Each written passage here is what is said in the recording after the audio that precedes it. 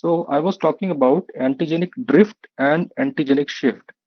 There are various mechanisms how the pathological I should say virulent forms arise in the nature. There are always viruses circulating in an area among the birds. Birds means most species, poultry birds and wild birds. So the in spite of presence of virus, we do not see disease again and again because there is always some low grade exposure to that virus. But how suddenly an outbreak occurs? So there is always some change in the antigenic structure of virus. This change in the antigenic structure actually leads to escape from immunity, or I should say herd immunity. The birds which were already immune to the circulating virus are now susceptible to this new antigenic form. I think you people are able to understand this. The the viruses which are already circulating in an area or in population of birds, including the uh, the poultry birds and wild birds. But when, just a second, hold on.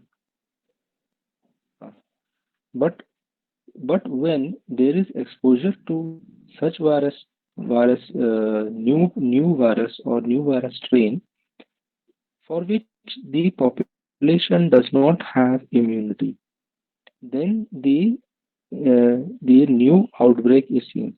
Now, same thing is happening if you understand in the second wave of corona. For the earlier strain, which was circulating last year, most of the population got immune. However, this new variant that is more potent, more contagious, so again disease is appearing, even in those people who were exposed to the corona or suffered corona last year. So, in not in corona, but in influenza virus,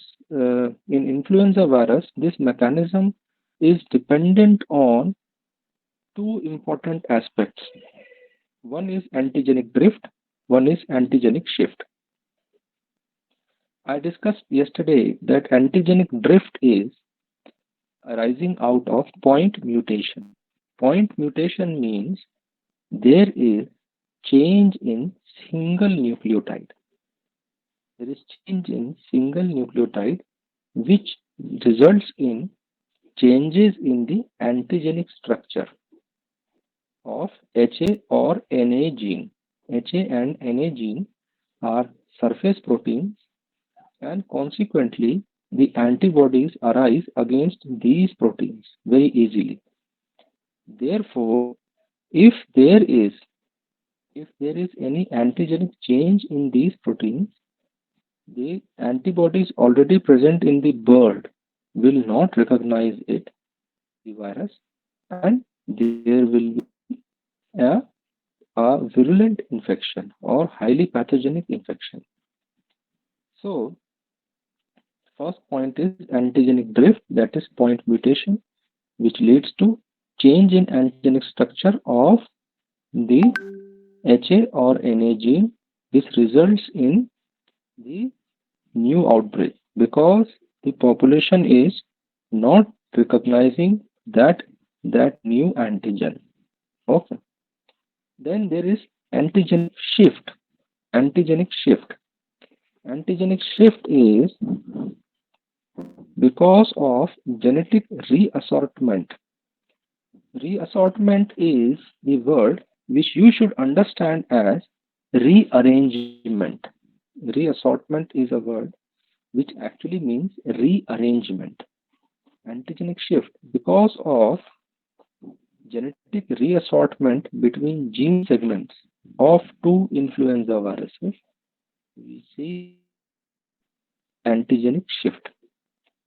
Now this leads to change in HA and or Na antigen in virus population. This leads to change in HA and or Na antigen in virus population. What happens is that uh, suppose there is one virus in the population, that is, say, H3N5 or H3N1, H3N1, and there is a bird which is carrying a virus that is, say, H5 and H2, H5N2. So H3N1 and H5N2 virus infect the same bird. When they infect the same bird, then what happens is there is exchange of the genetic material. There will be new combinations arising between the exchange. One combination, it will be taking H5 from one bird and N1 from another bird. So I should say, when there is when there is co-infection, exchange of infection between two birds. Now what happens is that uh, please try to understand this one. Once again, I'll start the same explanation in a better words, that there is already circulating, say, H3N1 in a population, and population is resistant to H3N1. Now a migratory bird comes which is carrying H5 type of influenza virus. This H5 type of influenza virus is with combination, say, N2, H5N2. All right. Now what happens when this bird gives infection to local birds, and local birds give infection to this bird? Say there is a lake in Manipur where so many migratory birds come. Now, when there is infection of two viruses in the same bird, now the exchange of genetic material starts taking place in that bird. So this H5N3 and H2N1 will now give a new combinations, multiple new combinations. One of them will be H5N1. Out of this exchange, H5N1 will arise. Now this H5N1 is highly virulent, highly contagious. Consequently, what happens is there is outbreak of highly pathogenic avian influenza. Could you understand this point?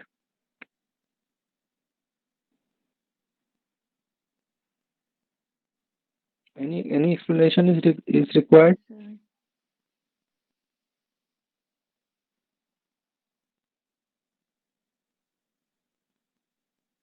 Please ask. Sir, could you repeat both antigenic drift and antigenic shift once again? Antigenic drift is arising out of point mutation in HA or NA gene. When there is point mutation or single nucleotide change, it may lead to the change in antigenic structure. Change in antigenic structure. Now, this antigenic structure change results in a new virus for which there is no immunity in the population of birds, and therefore outbreak is seen. All right.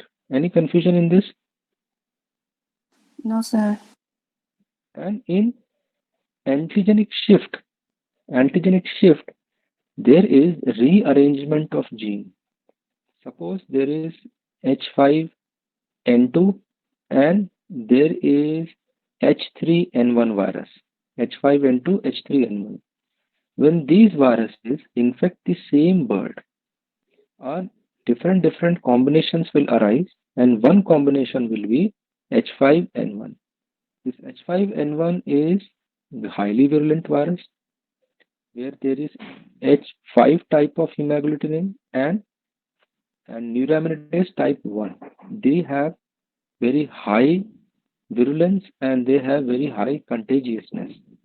So suddenly this virus starts spreading in the population and in susceptible birds mortality starts happening.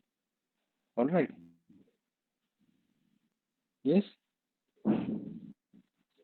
Any confusion Yes. still? No, sir. Anyone else? Anyone else? Anything?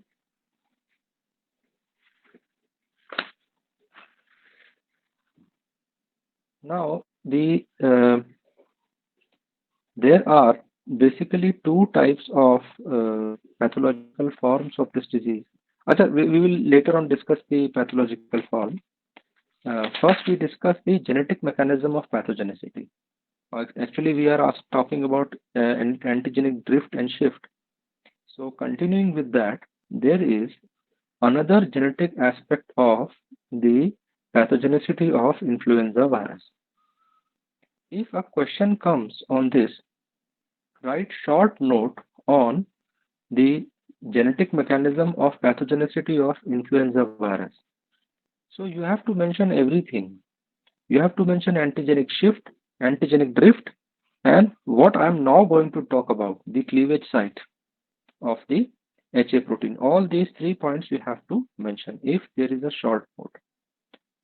If there is no short note on this, directly they are asking define, differentiate antigenic shift and drift, or you can note down this question, differentiate between antigenic shift and antigenic drift. Then also you can actually means only describe that uh, means then it is a specific question. All right. However, this mechanism of this amino acid replacement is one of the reasons which can be, I should say, major factor that plays in the the change in pathogenicity of the influenza virus more than antigenic shift and drift. All right, this is more specific. So if there is a question on genetic mechanism of pathogenicity, what I'm going to talk about now, the cleavage site of HA gene is more important. All right. However, you have to mention antigenic shift and drift also. Okay. Until and unless they specifically ask about antigenic shift and drift, you should not mention you should always try to mention all these 3 points. So HA gene is the primary, that hemagglutinin gene, HA gene, that H5 है ना, like that H5H3, that one, that H gene, hemagglutinin gene is the primary determinant of the pathogenicity. Uh, there are many other genes responsible for it. Definitely, they also have their role, but HA gene is the major determinant, and it has been described. So HA gene is produced as H0 gene. HA gene is produced as H0 gene, and the host proteases, very similar to what we have seen in Ranichet disease or Newcastle disease, the fusion protein which was produced as F0.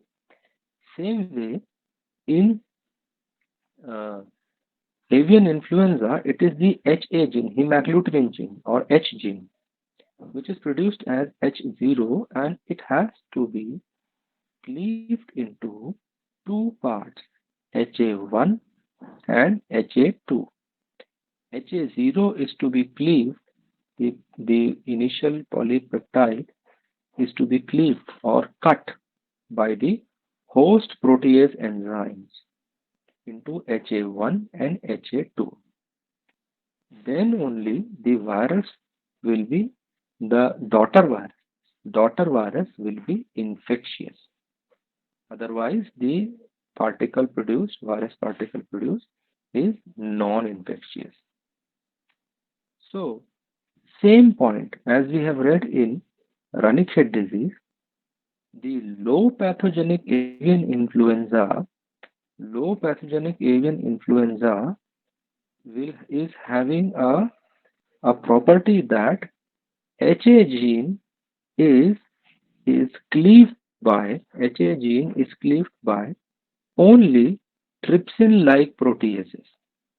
Only trypsin-like proteases, and therefore low pathogenic avian influenza can multiply only in those areas where low pathogenic avian influenza can multiply only in those areas where trypsin-like proteases are produced.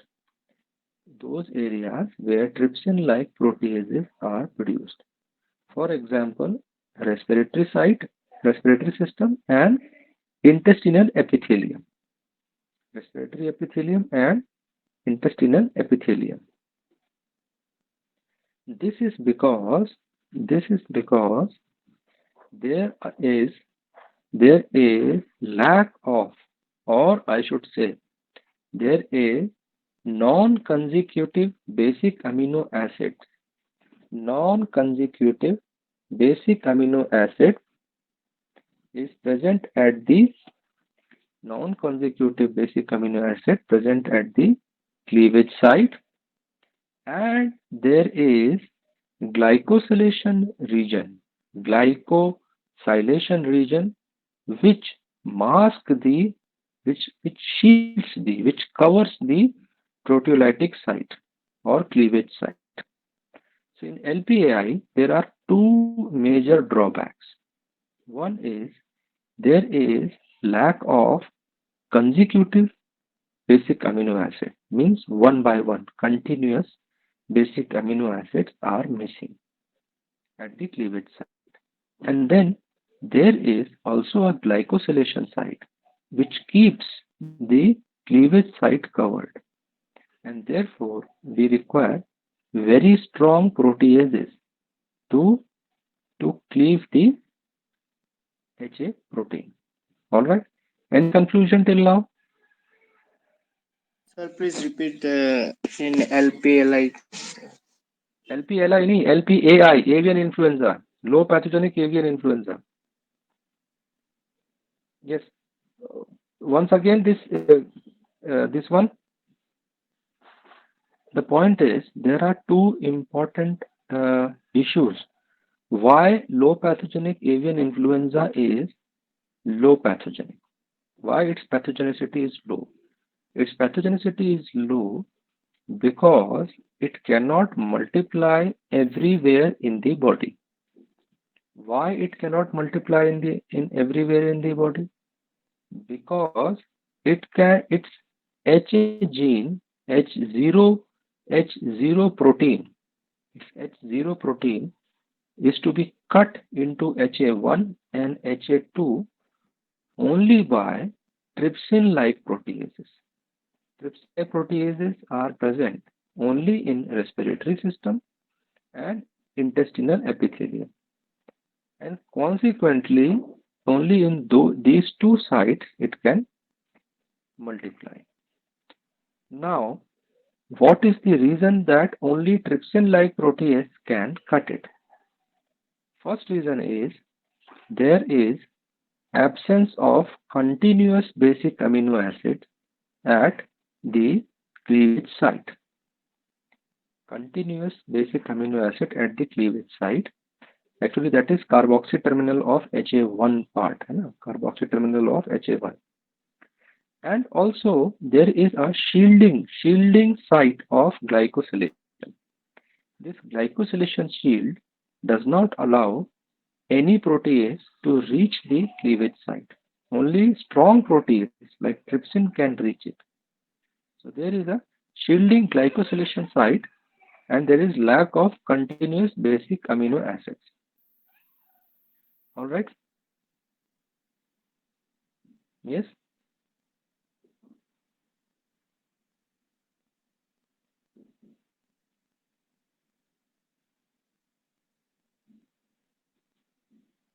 Then there is highly pathogenic avian influenza. Highly pathogenic avian influenza. Please remember the H5 and H7 types are generally or I should say almost always, are the highly pathogenic avian influenza. Hemagglutinin type 5, hemagglutinin type 7. Even if there is low pathogenic avian influenza with presence of H5 and H7, at any point it can acquire the pathogenicity to become highly pathogenic. So that is why H5 and H7 are part of the notifiable avian influenza. Whenever we say H5 and H7, immediately the government authorities are to be informed. All right.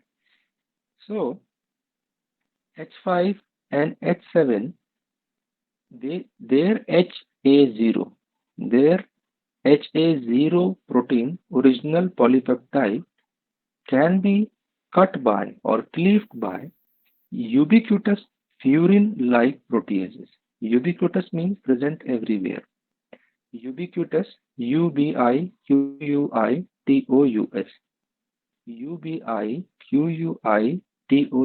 ubiquitous furin-like proteases, Furin, furin-like proteases. It is present in numerous body systems and cells. Numerous body systems and cells, visceral organs, nervous system, cardiovascular system. So, when it can be cut by trypsin as well as furin, then it can multiply anywhere in the body. It can multiply anywhere in the body, and therefore it causes infection any system, and therefore they are highly virulent.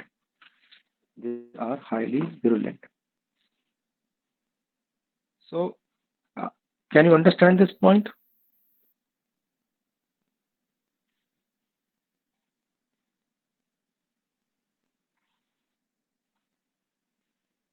Anybody? Any confusion?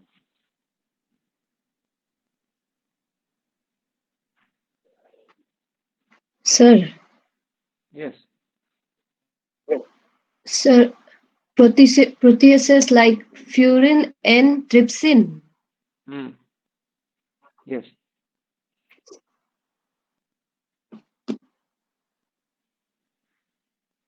All right. Okay. So in these viruses, please note down very carefully.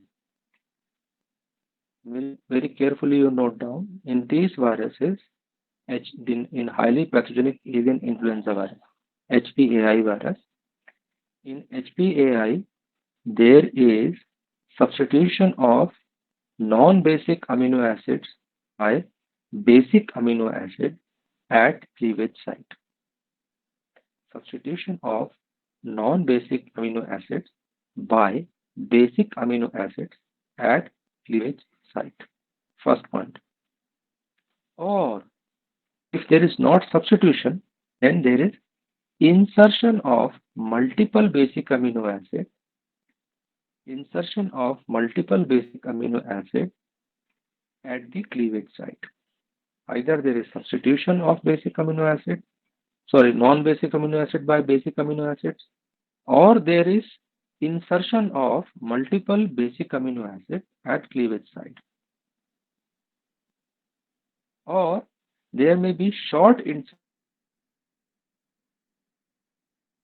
of basic and non-basic amino acids from unknown source.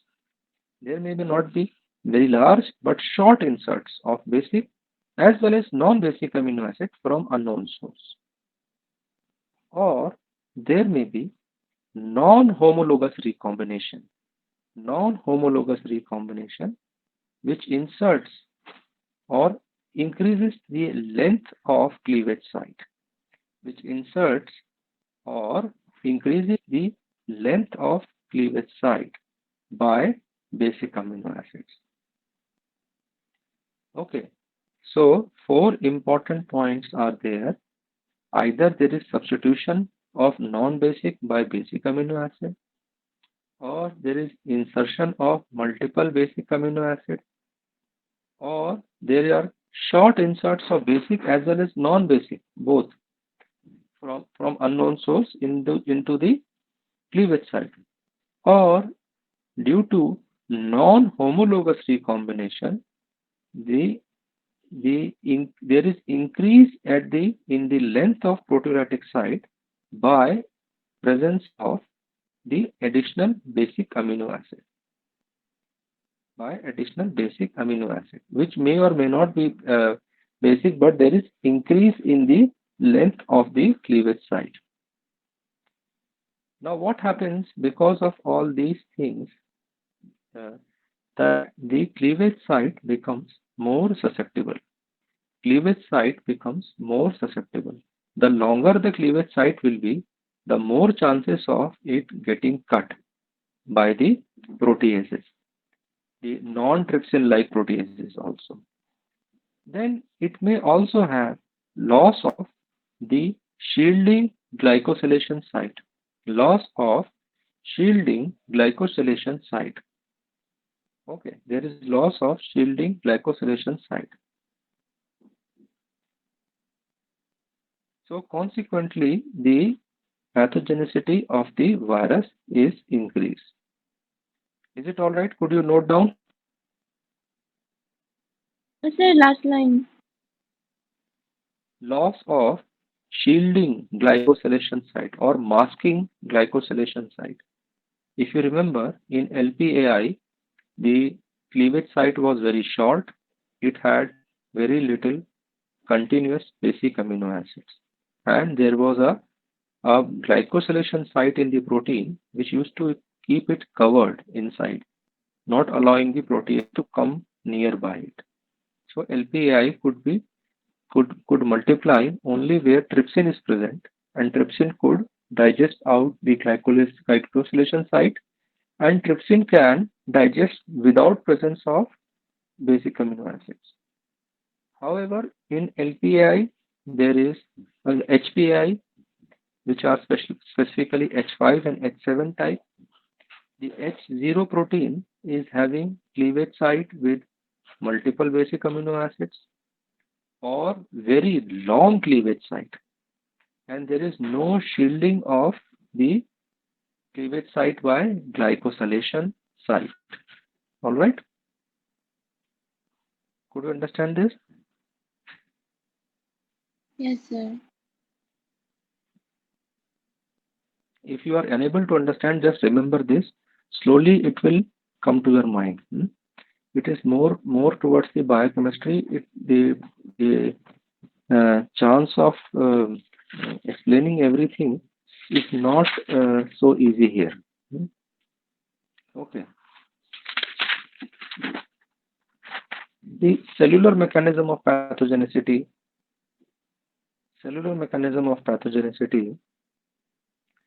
The virus replication in the cells. Virus replication in the cells leads to two major pathological effects.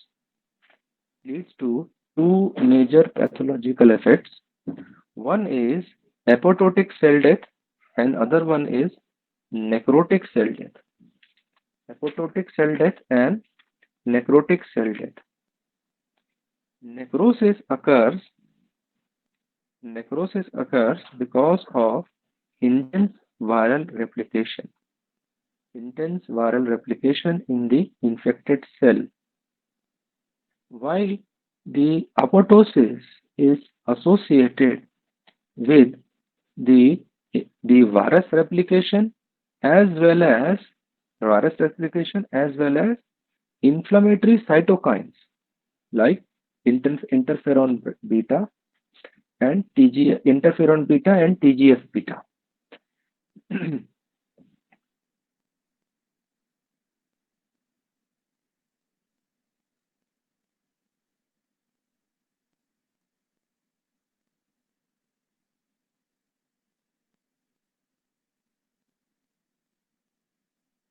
Replication. Why apoptosis virus replication? Can you hear me? Yes, sir.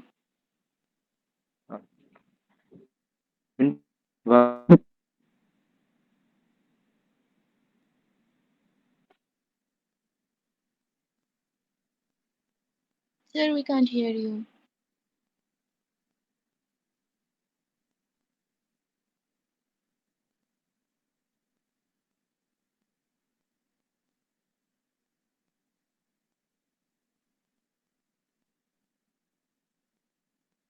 Sir, we can't hear you.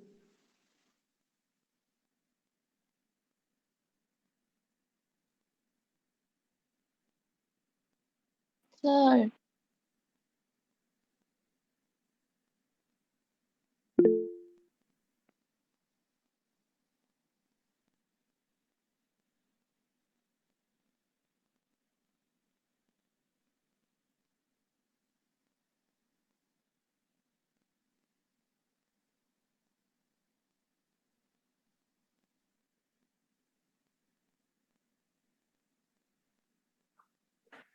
Can you hear me now? yes, sir. Okay. So there is necrosis and there is apoptosis. Necrosis is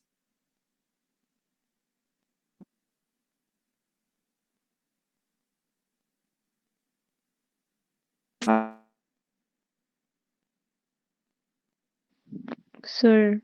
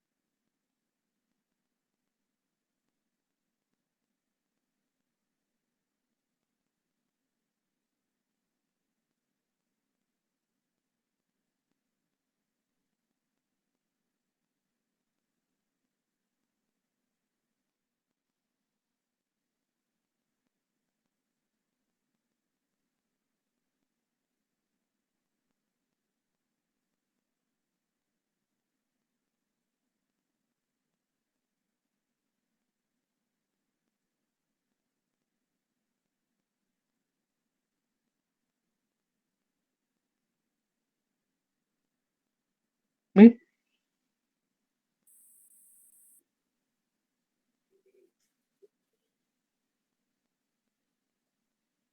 Can you hear me? Yes, sir. Voice is clear? Yes, sir. All right. Okay. So there are two important points. One is necrosis, one is apoptosis. And necrosis is because of intense viral replication, while apoptosis is because of both the virus replication as well as the cytokines like interferon beta and TGF beta, which induce apoptosis in the cells surrounding the infection. Okay. Then there is pathological classification of the natural disease.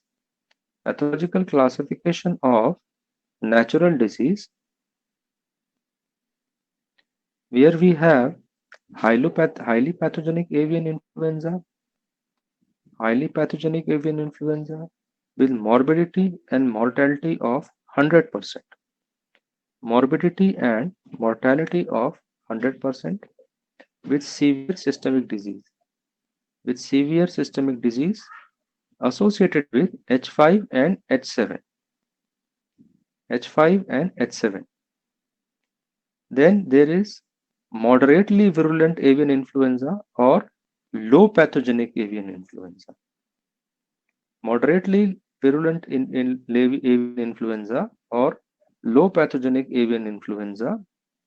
It is caused by LPAI virus. Highly virulent avian influenza was caused by HPAI, highly pathogenic avian influenza, while moderately virulent AI or moderately virulent avian influenza, or sometimes also called as low pathogenic avian influenza, it is caused by LPAI only, LPAI strains of virus. The infection is, the morbidity is high, but mortality is variable according to secondary infection and host factors. Secondary infections and host factors. Again, the same point comes here that HA0 is not cleaved in all parts.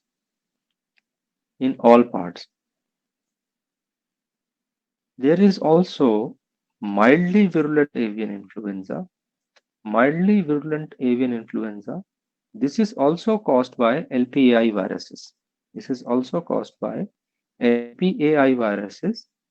Where there is very low mortality and very mild respiratory disease and drop in egg production. Very mild respiratory disease and drop in egg production. Mortality is very low, below 5%. Mortality is very low, below 5%. Then there is avirulent avian influenza. Avirulent avian influenza, which is having very little clinical signs, very weak clinical signs, and no mortality. Very weak clinical signs and no mortality, and it is also seen by LPI of very low virulence. Birds seroconvert but do not show disease. Any confusion till now? Highly virulent avian influenza, HPI. Then moderately, mild, virulent, and avirulent, all three by LPAI. Moderately virulent AI or low pathogenic avian influenza is because of mainly the mortality because of secondary infections. All right.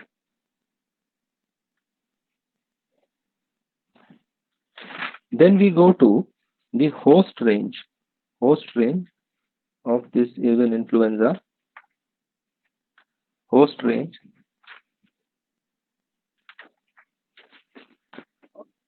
Till now, more than 60% of avian species are known to get infected by avian influenza virus. Till now, more than 60% of the avian species are known to get infected by avian influenza virus. There are poultry birds, all poultry birds, some or the other way they will get infected. All poultry birds, they are called as gallinaceous birds. Gallinaceous birds, chicken, turkey, quail, ducks, all get infected. The waterfowls, ducks, waterfowls, they harbor mostly they act as the reservoir of the avian influenza. The ducks, the waterfowls, they act as the reservoir. They are asymptomatic carriers of the avian influenza, and amongst them, there is most of the genetic reassortment occurs in such species, asymptomatic carriers. That genetic reassortment occurs in such carrier birds, which leads to antigenic shift, Then the pig acts as the mixing vessel and modulator of the virus. Pig acts as mixing vessel and modulator of avian influenza virus. The pigs contain this virus. Pigs have the respiratory tract where more than one virus can infect, and they can exchange the segments to give rise to new virus, and pigs can also produce increased number of viruses. The infection can produce increased number of virus particles. So they are also called as modulators. All right. Any confusion in this?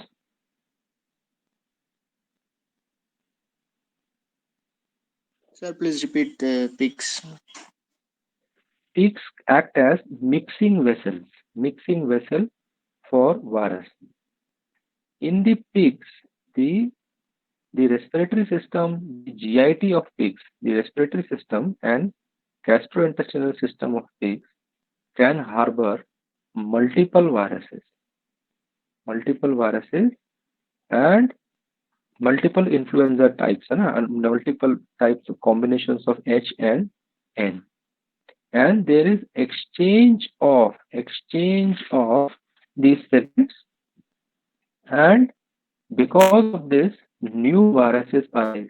So we call them mixing vessel. Moreover, pigs also show the infection which leads to production of large amount of virus particles.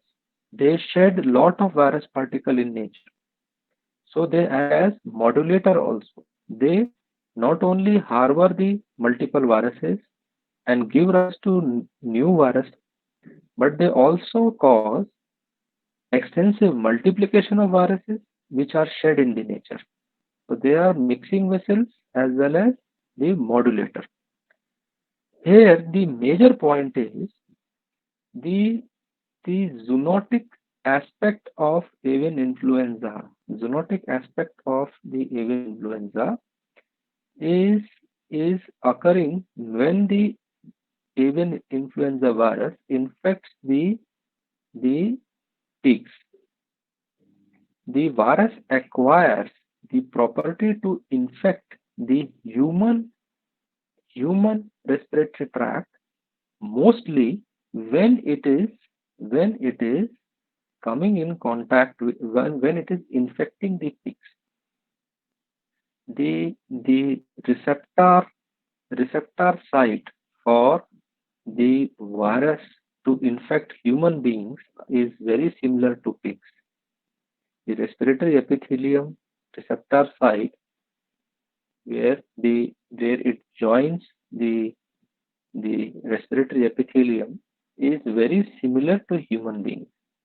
So while surviving in the pig respiratory tract, the virus also acquires the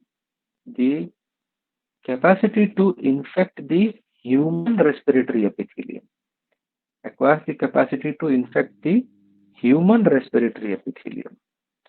So pigs not only act as mixing vessel and modulator, but they also provide the virus the property to become zoonotic. Is it clear till now?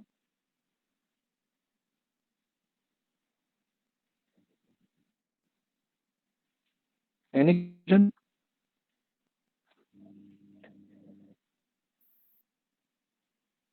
Rearing of the birds, the poultry birds and pigs together in close proximity is not recommended. Rearing of pigs and the birds in close proximity is not recommended. All right, because of the major reason that influenza outbreaks may occur. Okay. Transmission of and spread of virus. transmission and spread of virus. The virus is excreted in the respiratory secretions as well as in the feces of the infected animal and bird. In host range, I forgot to mention that numerous mammalian species are also acting as the host for influenza virus. Numerous mammalian species, almost all mammalian species have their own influenza virus, whether they are water mammals or they are the terrestrial mammals. Almost all have them, and this avian influenza associated influenza viruses have also been reported in numerous mammalian species, be it mink, seal, whale, tiger, leopard, cat, civet cat, even human beings. Numerous species are infected by avian influenza virus. Other than they have their own influenza virus. Then transmission. So virus is excreted from the nasal secretions, conjunctival secretions, and also in the feces. Also in the feces, and therefore from these excretions and secretions, the virus gains infection or the virus gains entry in a susceptible bird through the specifically through the respiratory and ocular mucosa. Virus gains entry through respiratory and ocular mucosa. The direct contact between birds, fomites, fomites, farm workers, fomites, farm workers, birds, rodents, the transport vehicle, fomite, farm worker, wild birds, rodents, transport vehicle, all these things are responsible for the transmission of disease. Migratory birds, typically waterfowl, migratory birds, typically waterfowl is one of the major source of transboundary spread of avian influenza. Migratory birds, typically waterfowl, is one of the major source of the spread of disease in the spread of disease uh, through the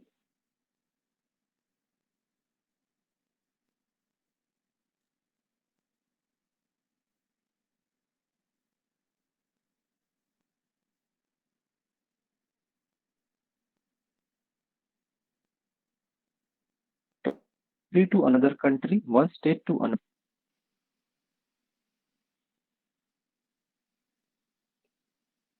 Can you hear me?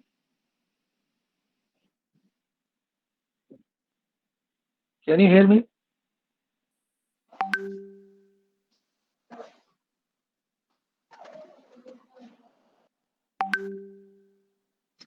Sir,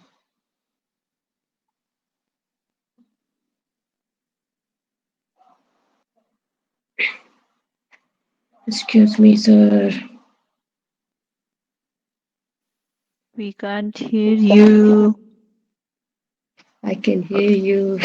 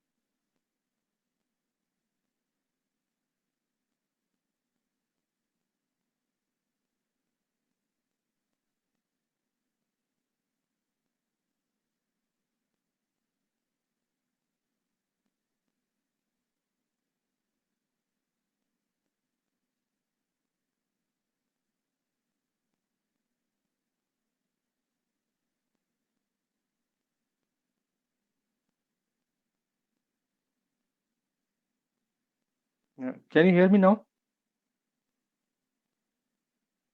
Yes, sir.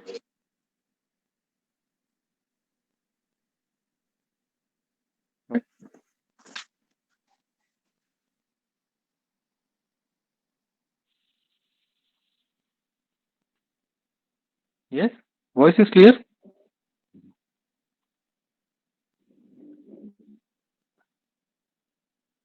Yes, Somebody? sir. Yes, yes, all right. Sure. Please.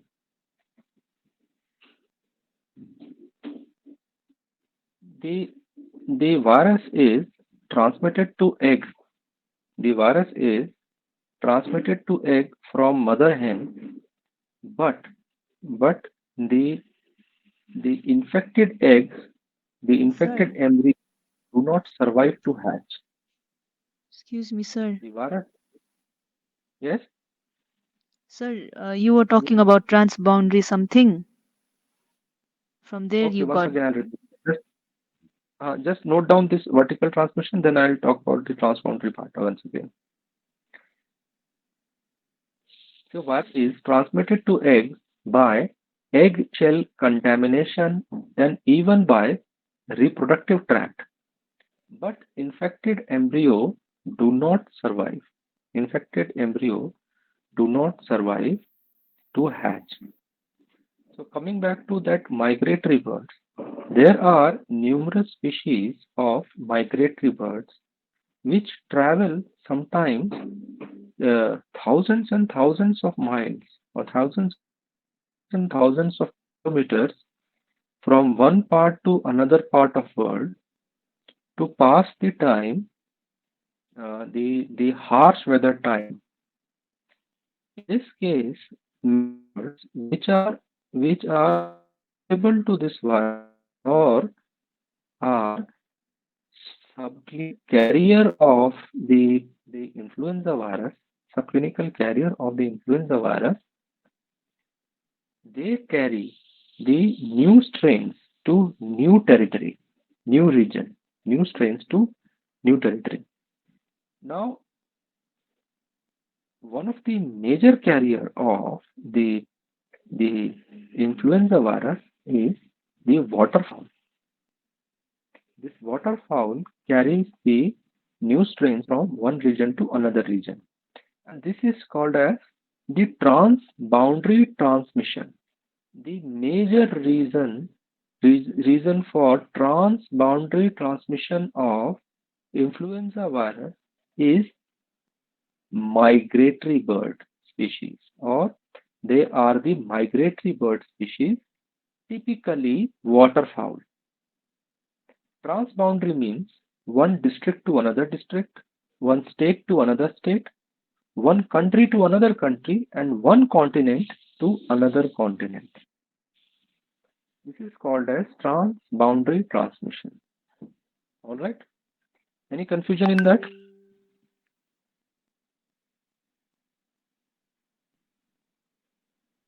Any confusion? Okay. Now we go to the clinical signs of this disease. Clinical signs of this disease. If I go to pathogenesis, then pathogenesis is very, very simple of this virus. There is infection of the respiratory tract where the virus multiplies, causes transitional viremia, infects the visceral organs and other parts, where it starts replicating, with its liver cells, lymphoid cells, the epithelia of the kidney, the pancreas, the GIT, anywhere, the nervous system, brain, nerves, anywhere.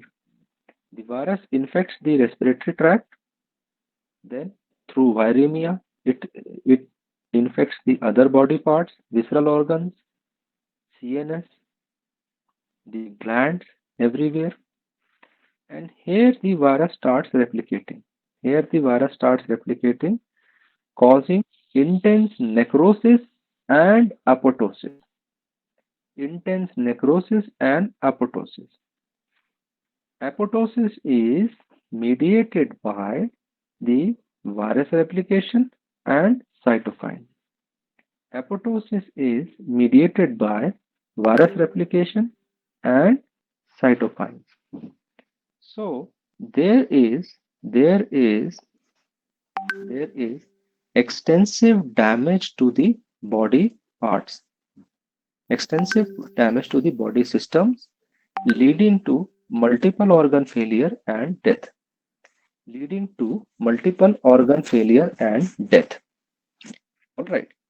In low pathogenic avian influenza,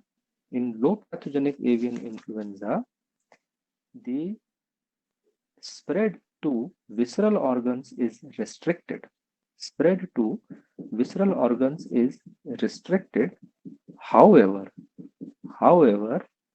there is almost always secondary bacterial infection in respiratory tract and GIT. There is almost invariable secondary bacterial infection in respiratory tract and GIT, which intensifies the pathology and mortality.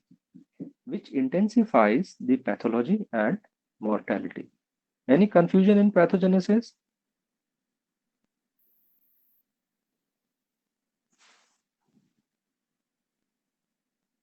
Sir, Yes, can you hear me? sir, Yes. which intensifies after that? What is it? In which the secondary bacterial infection intensifies the pathology. Means LPAI was supposed to cause a weak respiratory and GIT disease. All right. But because of secondary bacterial infection, say Mycoplasma, say E. coli, all right, the lesions become very strong and variable, and mortality starts increasing. So it is not LPAI that is causing all the birds to die. It is the secondary bacterial infection which causes more birds to die where there was supposed to be less.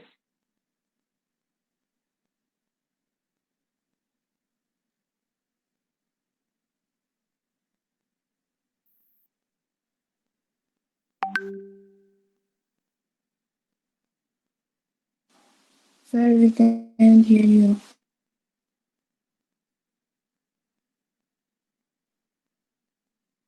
That many farmers. Sir, we can't hear you. Okay. Sir, could you repeat the whole pathogenesis once?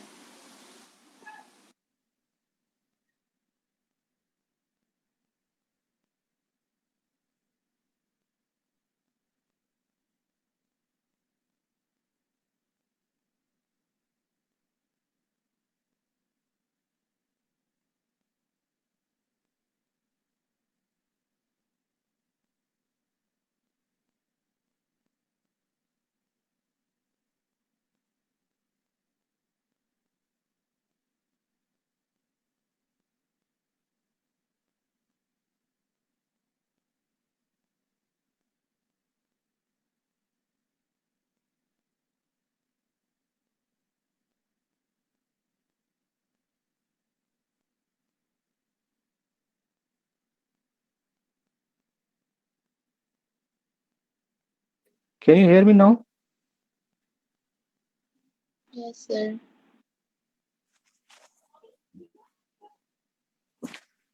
Okay. Which part you want repeated? Pathogenesis, sir. Which part pathogenesis? Complete pathogenesis. Yeah, sir. Okay. In highly pathogenic avian influenza, there is initial infection of the ocular and respiratory tract. From this initial infection of ocular and respiratory tract, there is transitional viremia, and virus spreads to the different organs.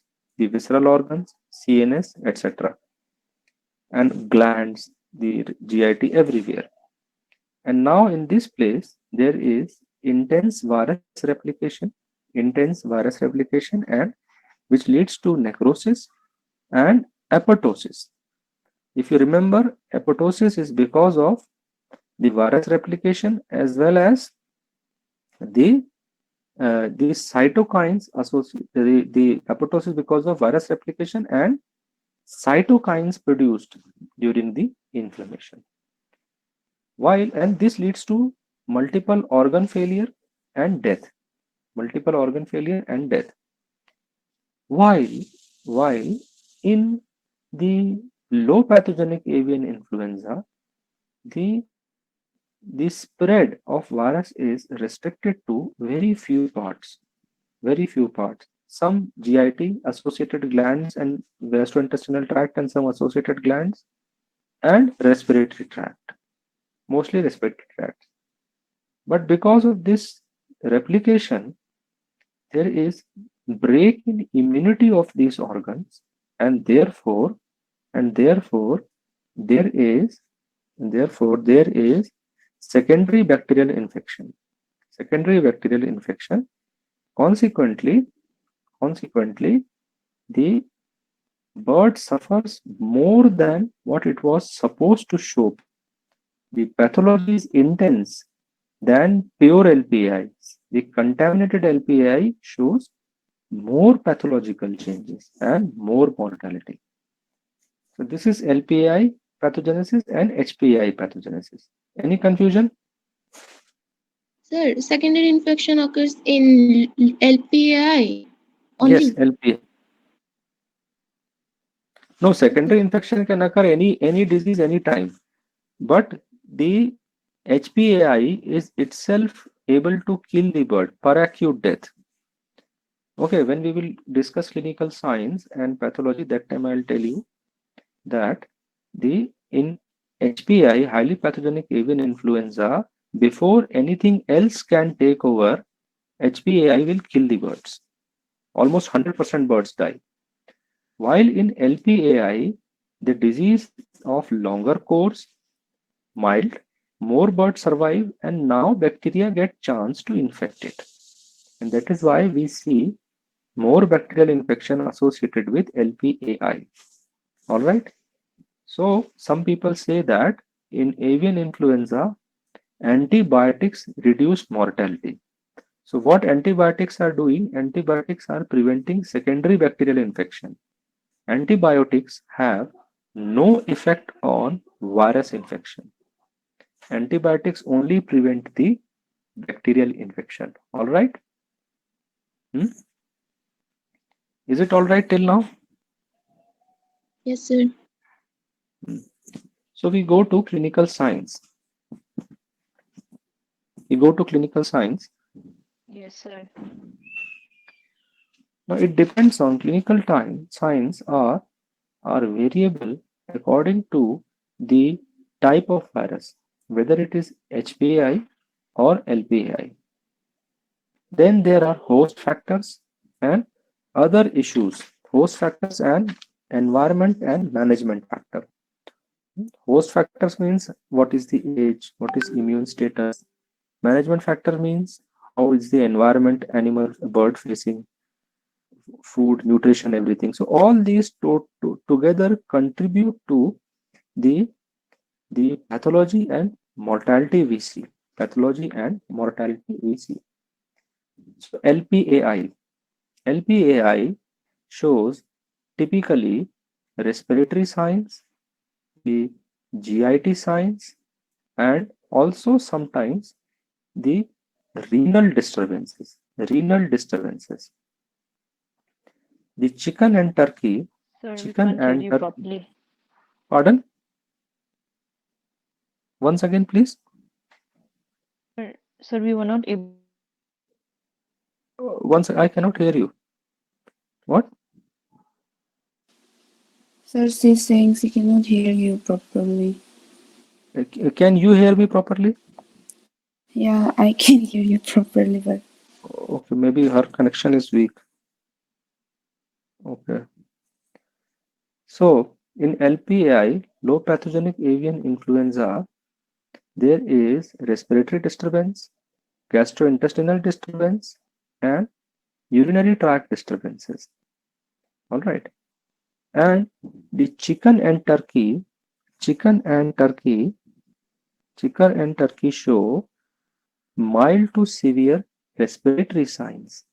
Mild to severe respiratory signs like coughing, sneezing, respiratory rales, excess lacrimation,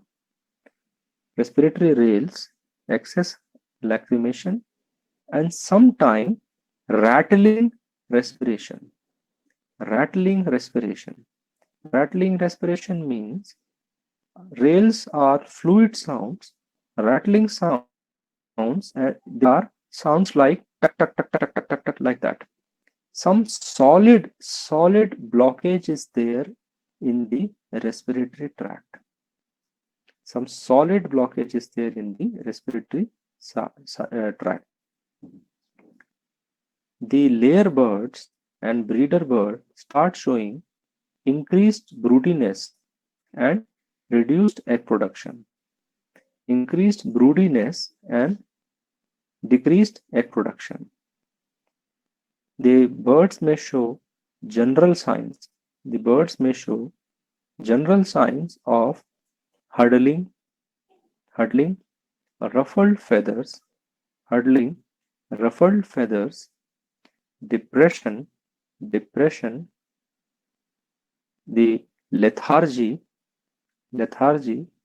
and poor feed and water consumption.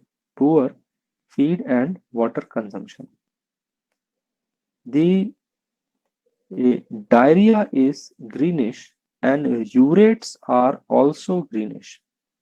Diarrhea is greenish and urates are also greenish. Underline this, remember this. Birds with respiratory signs and green diarrhea, you should always suspect for avian influenza. Birds with respiratory signs and greenish diarrhea, you should always suspect for avian influenza. Forget about LPI, HPI, but you should always suspect this. All right? Any confusion? Any confusion?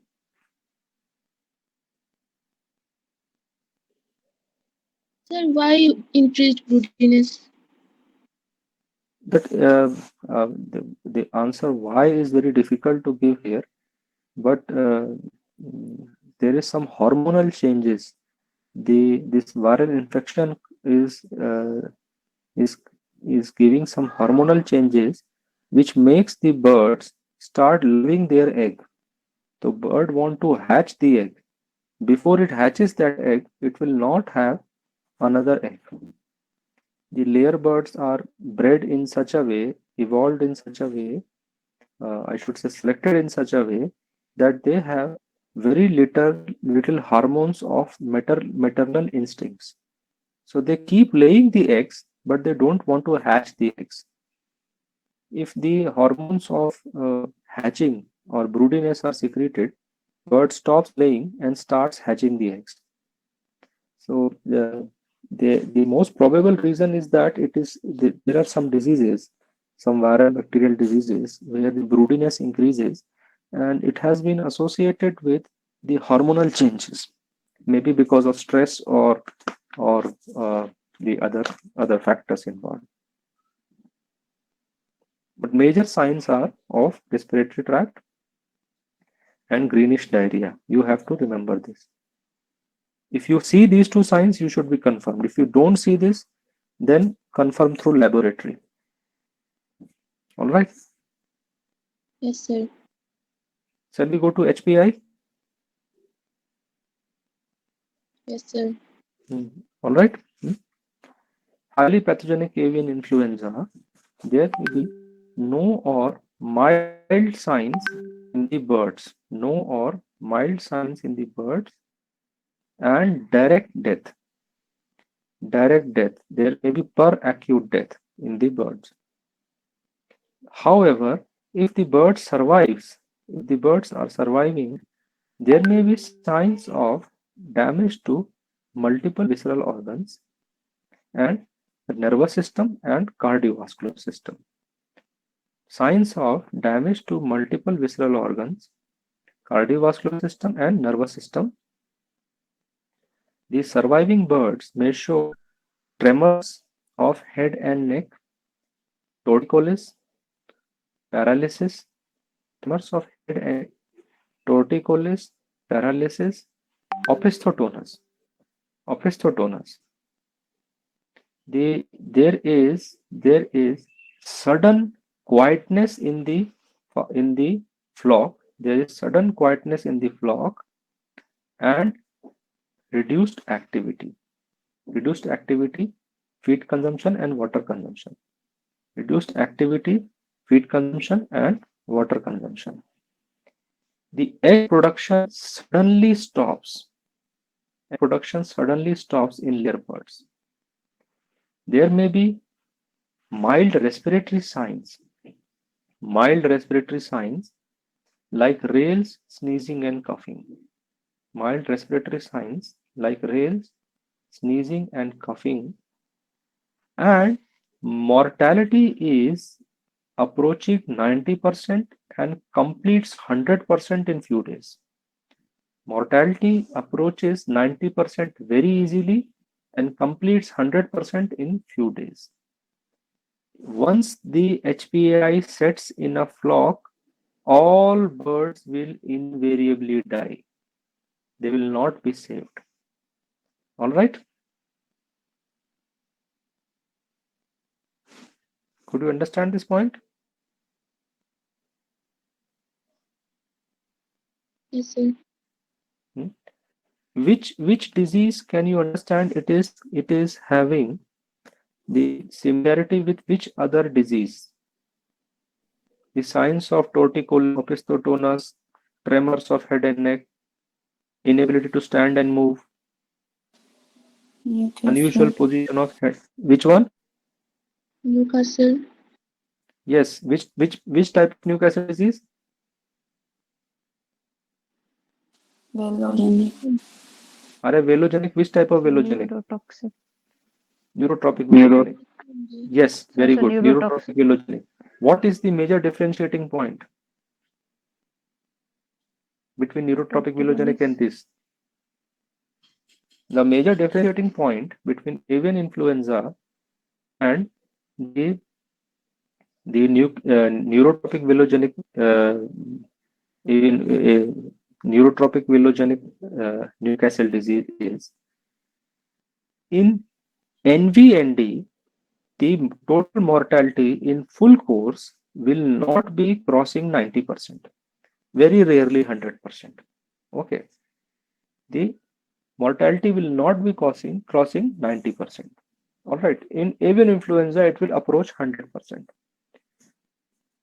Avian influenza, HPAI, from outside will look like the neurotropic velogenic, and from inside means when you do the postmortem, it will appear like viscerotropic velogenic Newcastle disease. Could you understand this point? Could you understand this point? Simply yes or no. Sir, once again, no. Okay, I'll explain anyways. The birds will show nervous signs, torticollis, this, that, everything, opisthotonus, paralysis, sudden death, everything, all right. But when you do the postmortem of NVND birds, neurotropic velogenic Newcastle disease birds, NVND birds, you will not see the visceral hemorrhages and visceral organ necrosis. You will see only respiratory damage. All right. But when you do the postmortem of HPAI, from outside you will see the nervous signs, but when you do the postmortem, you will see the damage to multiple organs. All right. So postmortem examination of the dead birds or sacrificed birds is one of the major tool to differentiate between the NVND and the HPAI. All right. Although sometimes VVND also shows the nervous signs, mild nervous signs. So there is another differentiating point. The nervous signs in HPAI are very, very prominent, while in VVND, viscerotropic velogenic, which is pathologically similar to this, nervous signs are very, very weak. Hmm? Those who are able to understand, all right. Those who cannot, think about it later, we can discuss. So we go to morbidity and mortality. LPI, they have very high morbidity, above up to 97%. Up to 100%, 90 to 100% morbidity is there. Mortality is variable. Mortality is variable from 5% to 90%, or I should say from 5% to 95%, depending on the host factor, managemental factor, etc. Host factor and managemental factors, etc. HPAI, highly pathogenic avian influenza. HPAI, highly pathogenic avian influenza. Morbidity is very high, spreads very fast. It is always 90% and above. Mortality reaches 100% in full course. Mortality reaches 100% in full course. In chicken, I am talking about, in chicken. In other species like ducks and waterfowl, etc., the mortality with HPAI is also variable from low to high. Mortality with HPAI is variable. Please remember that the avian influenza is highly pathogenic to chicken, but other birds may not show that high mortality. Other birds may not show that high mortality. All right. Any confusion till now? We go to the gross lesions. Yes? Please repeat that LPI part, mortality and morbidity. LPI, morbidity is above 90%. Above 90%. Mortality is variable, 5% to 95%. All right. And mortality depends on the secondary bacterial infection, host factors, and managemental factors. All right. Yes, sir. HPI, the morbidity is high, above 90%, and mortality eventually reaches 100% if the disease runs full course. All right. We go to gross lesions. Gross lesions. LPAI.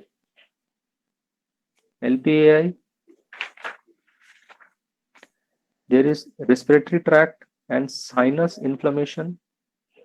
Respiratory tract and sinus inflammation, which may be mucinous to fibrinous to serous. I should say serous to mucinous to fibrinous. Serous to mucinous to fibrinous, or mucopurulent mucopurulent. Trachea shows edema, congestion, hemorrhages, and exudate. Trachea shows edema, congestion, hemorrhage, and exudate, which may be serous to caseous. Exudate, which may be serous to caseous, blocking the air passage.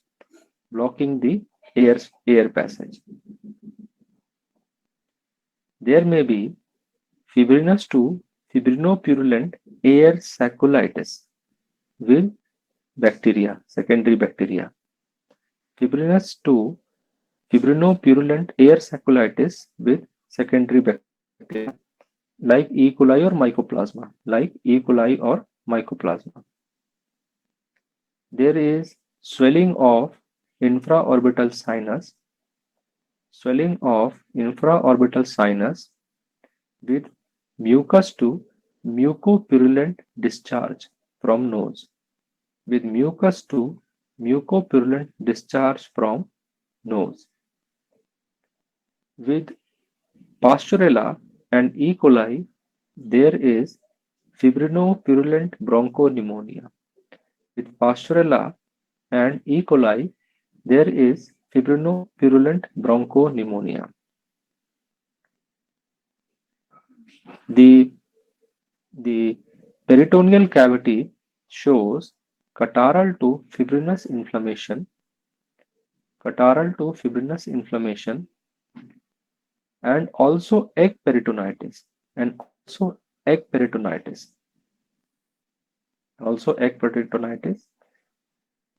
Oviduct shows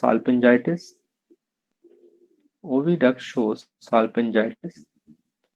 With presence of exudate, catarrhal to fibrinous, and sometimes presence of malformed eggs.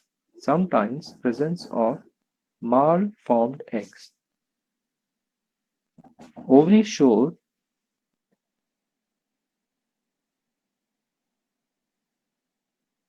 hemorrhages and regression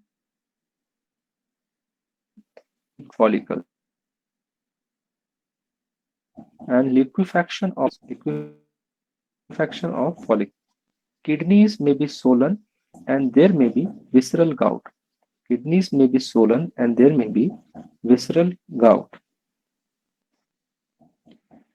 There is pancreatitis with mottling or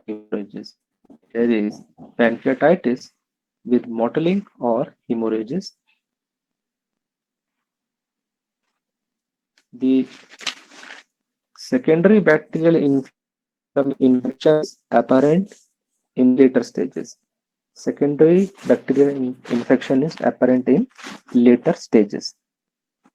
All right. Any confusion? Sir, in the peritoneal cavity, what happens, sir?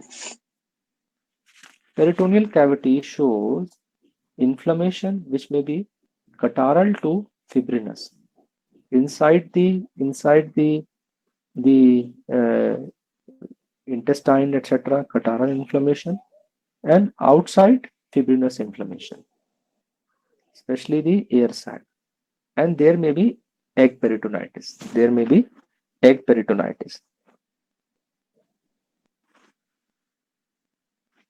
All right. Yes, sir.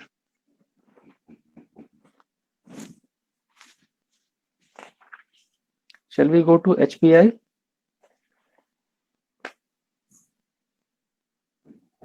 Okay. HPI shows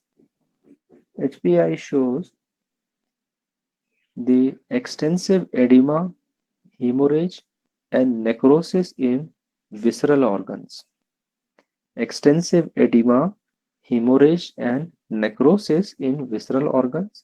Sometimes these changes are visible on skin also.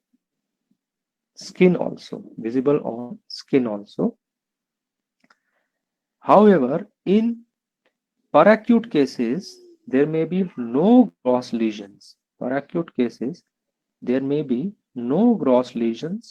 Or non-specific gross lesions of sudden death. Say, cardiorespiratory failure. In chicken, swelling of head, face, and upper neck is evident due to subcutaneous edema. In chicken, there is swelling of head, face, and upper neck due to subcutaneous edema, and there may be ecchymotic and petechial hemorrhages.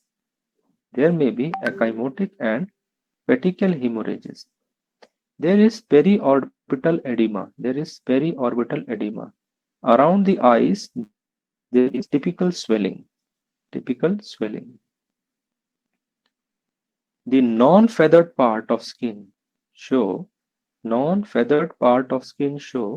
necrosis, hemorrhages, and cyanosis. Especially on wattle and comb. especially on wattle and comb. Necrosis, hemorrhages, and cyanosis, especially on wattle and comb. There is hemorrhages on the mucosal and serosal surface of intestine. Hemorrhages on the mucosal and serosal surface of intestine and other visceral organs.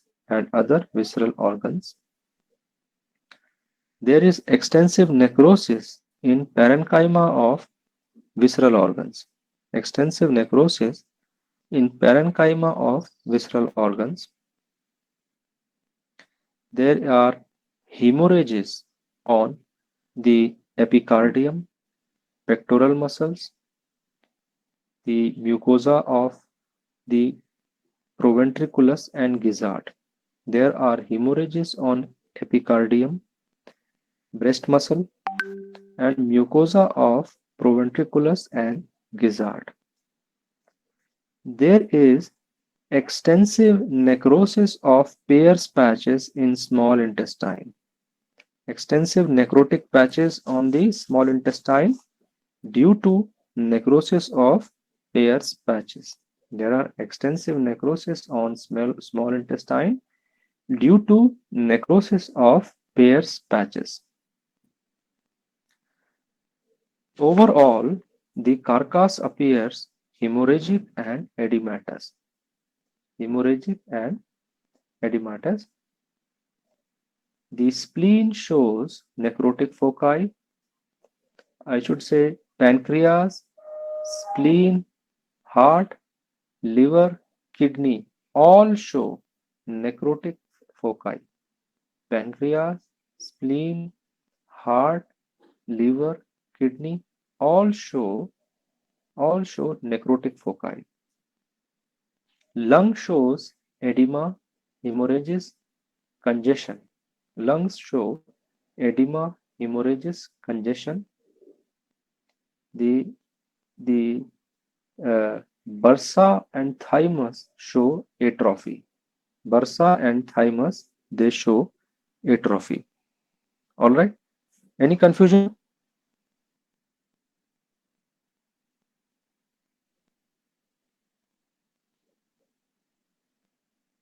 Sir, in chickens, the swelling of face, head, and upper neck due to the subcutaneous edema, and there may Yes. be after that. What was it? There may be petechial and ecchymotic hemorrhages and periorbital edema.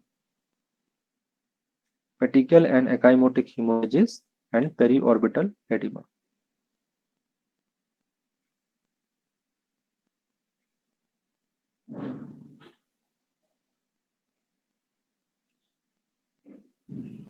Yes.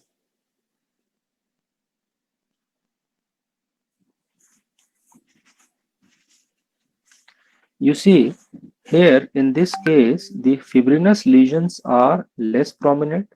Edema and hemorrhages are more prominent as compared to LPAI. LPAI, it is secondary bacterial contaminated, so fibrinous lesions, E. coli, mycoplasma, etc., Pasteurella, etc. So fibrinous lesions develop later stages. While in HPI, there is sudden death, where the birds may show no proper gross lesions. If after 2 days, 3 days, the death of bird will be accompanied with extensive the hemorrhages and necrosis in the visceral organs. All right. If we go to histopathology. All right. LPAI histopathology. There is LPAI. There is pneumonia. Yes, in LPI you write down ventromedial pneumonia, ventromedial edema and pneumonia.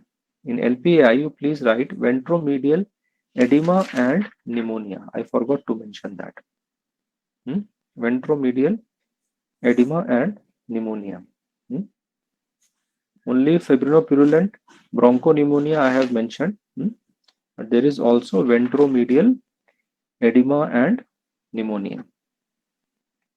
So LPI, there is pneumonia, which is fibrinous and peribronchial with peribronchial lymphocytic infiltration. Pneumonia, which is fibrinous with peribronchial lymphocytic infiltration. There is tracheitis and bronchitis. There is tracheitis and bronchitis with heterophils and lymphocytes. With presence of heterophils and lymphocytes. Kidney shows nephrosis and nephritis. Kidney shows nephrosis and nephritis. Excuse me. Pancreas show acinar necrosis. Pancreas show acinar necrosis. Lymphoid organ show the bursa, thymus, spleen, etc. Lymphoid organ show depletion of lymphocytes, necrosis, and apoptosis. Depletion of lymphocytes by necrosis and apoptosis. Lymphoid organs show depletion of lymphocytes by necrosis and apoptosis. However, there is hyperplasia of Bart and Malt. There is hyperplasia of Bart and Malt. In HPAI,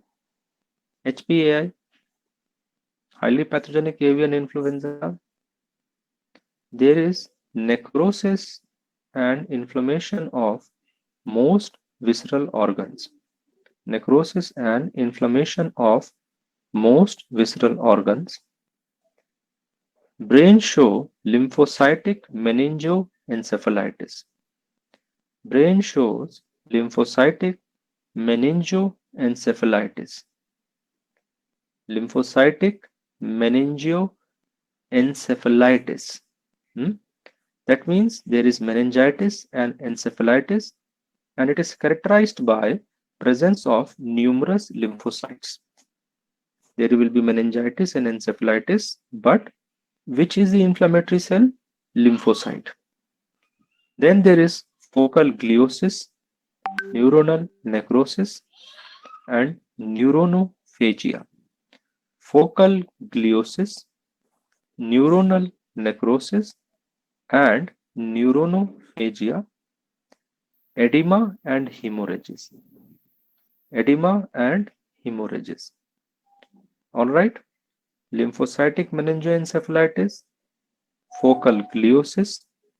Focal gliosis means some area of glial cell accumulation. Neuronal necrosis. Neuronophagia. Neuronophagia is where neurons accumulate around where glial cells accumulate around a neuron and eat it up. Then there is edema and hemorrhages. All right. Shall I go to next? Sir, in LPAI, pancreas show something. In this one, gross finding. Pancreas shows acinar necrosis. Gland acini necrosis. We will come to it later on. All right. Once again, the heart shows focal degeneration and necrosis of myocyte. Heart shows focal degeneration and necrosis of myocytes with lymphohistiocytic infiltration. With lymphohistiocytic infiltration. Okay, there will be infiltration with lymphocytes and histiocytes. Histiocytes are macrophages. All right. There will be extensive necrosis in skeletal muscles, kidneys, and vascular endothelial cells. Extensive necrosis in skeletal muscles, kidney tubules, kidney tubules, and vascular endothelial cells. Vascular endothelial cells. As the bird survives, necrosis reduces and lymphohistiocytic inflammation increase. As the bird survives, the necrosis in organs reduce and lymphohistiocytic inflammation increase. The lymphoid tissues, bursa, thymus and spleen, etc., other also, they may show necrosis, apoptosis and depletion. Necrosis, apoptosis and depletion.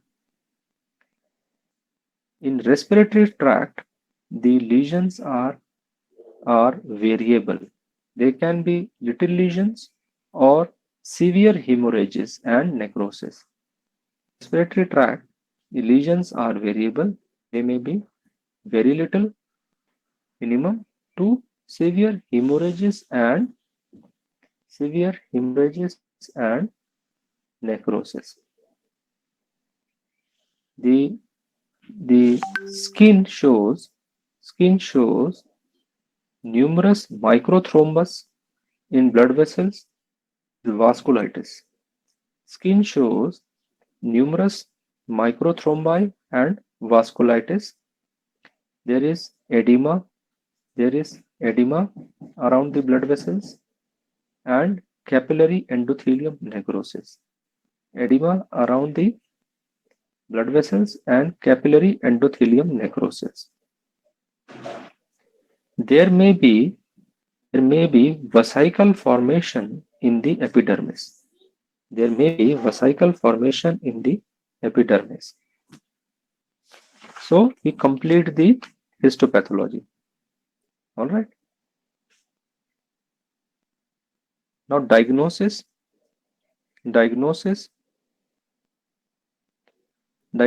is basically done by the molecular test. The primary tests are the molecular test to diagnose the disease. It is the RT-PCR, the reverse transcriptase PCR, that is very important. Reverse transcriptase PCR is very important. Then virus can be isolated on chicken embryo and cell culture. Virus can be isolated on chicken embryo and cell culture. The sample is from trachea and the cloacal swab. The oronasal swab and cloacal swab are very important for diagnosis. ELISA, the HI and AGID are also used. ELISA, HI and AGID are also used. The differential diagnosis is very, very important from Newcastle disease, the colibacillosis, ILT, IB,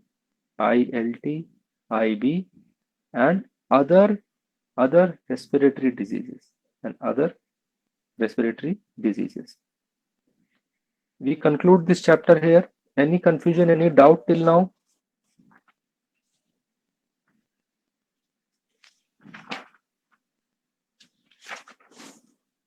Anything you missed out? So in Yes? gross lesions in case of LPAI, that Huh. in the last part you told something about the secondary bacterial infection. Can you please repeat this?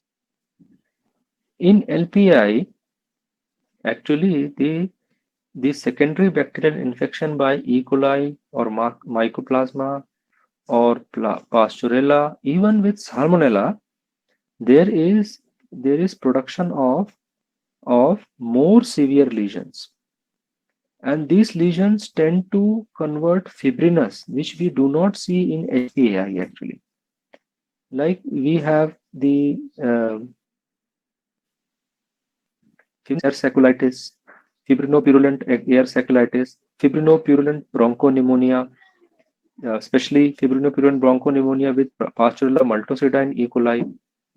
Then there is Air sacculitis, which already I told. Air sacculitis. Then the peritoneal cavity shows the catarrhal inflammation inside the intestine, and outside the fibrinous inflammation. Outside means the serosal side, fibrinous inflammation.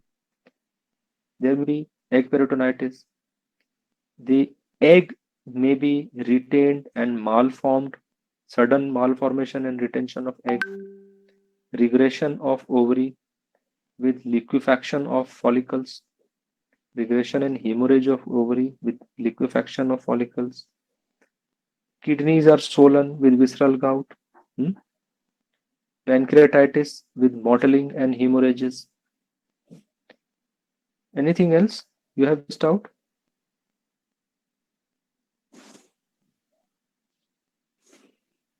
Yes?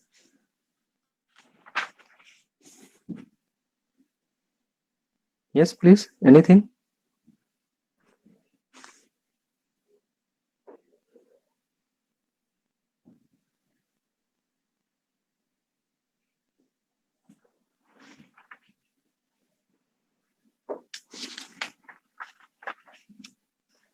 Okay, we conclude this chapter here itself. All right. Yes, sir.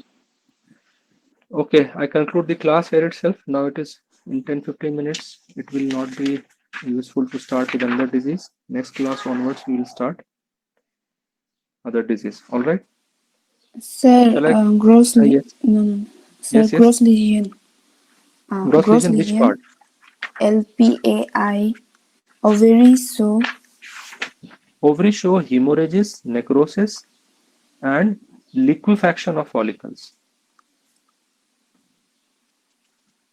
Sorry, ovary shows regression.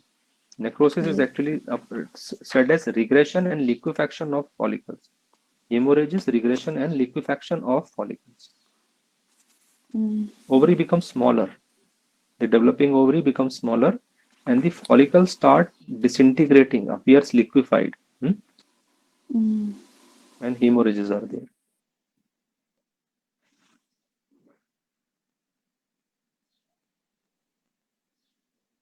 Sir, histopathology LPAI, hyperplasia Of bald histopathology and bald and bald bronchiole associated lymphoid. Actually, other parts of other lymphoid organs, say Peyer's patches, the spleen, bursa, thymus, they become necrotic. But the induced follicles of bald and mucosa associated lymphoid tumult, etc., they become prominent. They become hyperplastic. That means inflammatory reaction is there, but the otherwise the lymphoid tissue is damaged.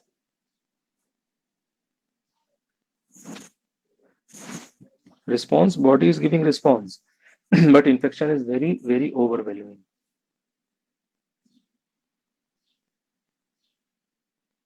Yes, anything else? Sir, in the histopathology of HPAI, there in the heart there was focal degeneration and Focal degeneration of the myofibrils, and there was infiltration of lymphohistiocytic cells, lymphocytes, and macrophage inflammation. The heart cardiac myocyte degeneration was there, and advanced stages coagulative necrosis occurs. Coagulative necrosis of the myofibril will occur, and then there is lymphohistiocytic inflammation.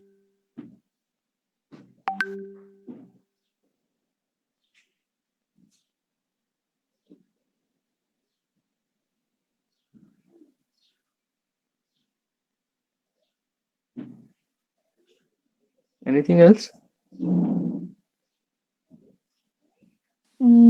Sir, histopathology HPAI, skin edema around The edema in the subcutaneous edema is there, not around. Subcutaneous edema. There is vasculitis also, and around the capillaries also the edema is seen, but the major is subcutaneous edema. and capillary endothelium necrosis with microthrombus formation, causing vasculitis.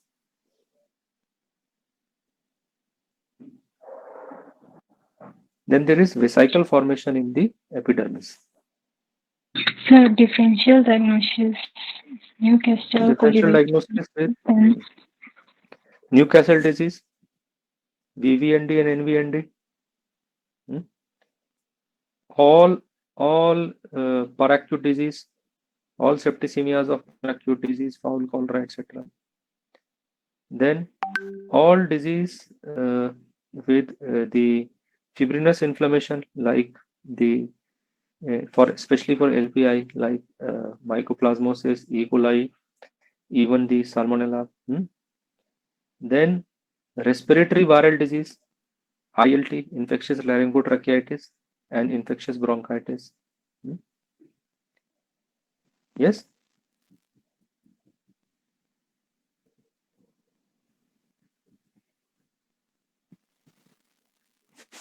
Anything else?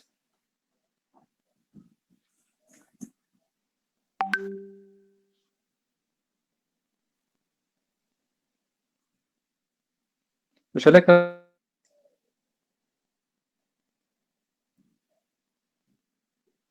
Okay. Yes. Anybody still wants to ask something? Please ask. This is important chapter. Then I'll conclude this class.